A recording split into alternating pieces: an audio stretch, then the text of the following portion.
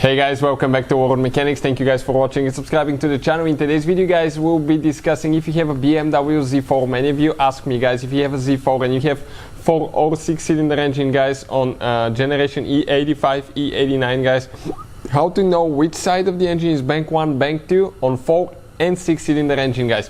Super important component when you diagnose engine light, replacing sensors or anything like that. You need to know which side is bank 1, bank 2 guys. Now, quick introduction to the channel. Every single car we get at the shop, we make guys at least 200 videos guys. Specifically on BMW, we will have probably more than 400 to 500 videos. Why? Simply because our mission in the shop is to save you guys as much money as we can. All we need in return, please subscribe to the channel and like the video guys, so we can keep providing these free videos to you guys. If you need to buy any parts or tools for your BMW, check out the link in the description of the video below. We're going to share all that with you there guys. First, we're going to discuss on a 6-cylinder engine, then we'll explain about 4-cylinder engine. Doesn't matter guys if you have 4 or 6, okay, the explanation will be actually different, because 6-cylinder engine guys is very complicated and we will explain why. Now that same engine, for instance, it has been used in multiple BMWs. You can find it in Z4, X3, X5, 3 Series, 5 Series, 6, 7 Series, one of the most popular engines. But this is a straight inline 6-cylinder engine guys. It has 6 cylinders and it's not a V6, it's a straight 6. Okay, 1, 2, 3, 4, 5, 6.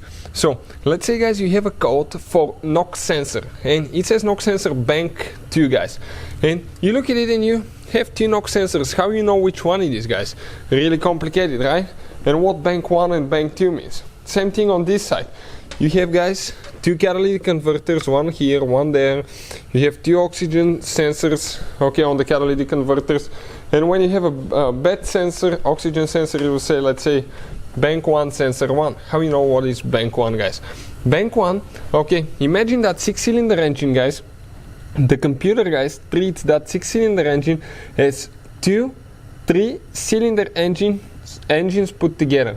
Why does that? So it can control 3 cylinders, okay, easier than 6, because it will monitor how much fuel, air it's getting. It can calculate and adjust that, because if it does that for the whole 6-cylinder engine guys, it could be really not as efficient and not as powerful guys. So the computer thinks that there is an imaginary border between cylinder number 3 and 4.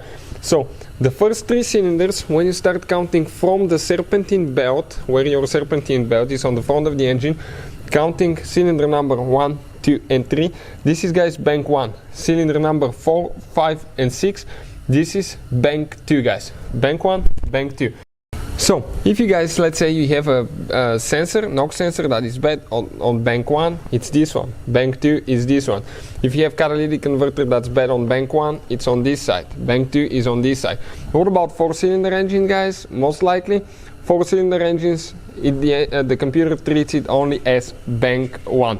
You may get a call that oxygen sensor bank 1 is bad, but it will say that, but it's actually bank 1 guys. You don't have bank 2 on most 4-cylinder engines. And let's say you have a bad catalytic converter on a 4-cylinder engine, it's going to say bank 1 catalytic converter. You will not expect to find bank 2. So hopefully guys the video will be helpful to any of you trying to figure this thing out. Thank you for watching guys. Please subscribe to the channel for more help and see you guys next time.